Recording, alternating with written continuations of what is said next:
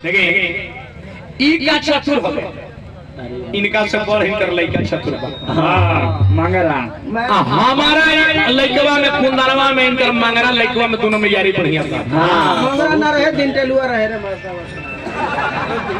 आ दोनों के उम्र बढ़ गई बा हमसे लंबा लंबा भई पड़ल छ। हां एमे बहाली में गइले भी। हां तो इनकर लइकवा इनकर से तेज ह। हां दिन टेलुआ अब मौखिक परीक्षा होत रहे। हां मौखिक परीक्षा उमर से पहले के मौखिक परीक्षा तो हमर लइकवा गइले पहले बड़ा पढ़ी लेत रहे। तब पूछे के बताओ अपना भारत कब हुआ आजाद? हमर लइका गए 1947 में। ठीक, कब से इसका काम शुरू हुआ था?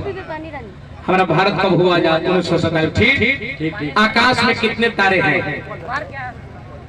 कल की पता नहीं लग रहा है, वैज्ञानिक पता लगा रहे हैं इसको। हाँ। कल की बढ़िया अपना देश की आजादी में किन किन का हाथ था? हां कल के बहुत से जो किनको गिनाया जाए, पंडित जवाहरलाल नेहरू, वीर भगत सिंह, नेता सुभाष, बहुत लोग थे।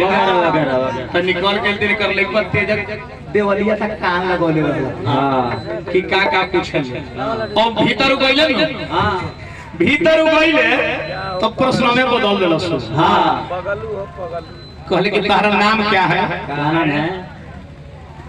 कहले कि हमार नाम सुभाष चंद्र बोस। कहले कौन बात ना, ठीक है। अपना भारत का आजादी कब हुआ? अपना भारत के आजादी में कितने दिन लग गए? तो कहले कि ऐसे 1857 में काम शुरू हो गया था, 1947 में आजाद हो गया। अरे महाराज, कहले कि तुम्हारा बाप का क्या नाम है? पंडित जवाहरलाल नेहरू। कल के धान हमारा से निमन तोर लइका चला थे रंजन हां जोड़तानी और सही सगरे का यही तो है। आ कहीं पिटात नहीं खा रुपया के काम बात है। चनिया के ले जा। हां ले जाना चनिया के। हां कलकत्ता सोना गाछी में दुकान कर दो। हां रुपया मिली, ओने भीड़ हो जाए। हां अपना इमरजेंसी के लिए नेहरू, लेकिन इमरजेंसी के लिए इधर भी काउंटर सुनो खाली पेटे। अब देखिए हम जान उपलक्ष्य में जाइए दोनों बार कुछ न कुछ कही लगे। अच्छा हां इनका जवाब देते नहीं, माफ करो। जान उपलक्ष्य में जाइए कुछ न कुछ कही लगे। हां ए जब विवाह पर सम्मेलन करेंगे। एक जदुवंश के विवाह जी।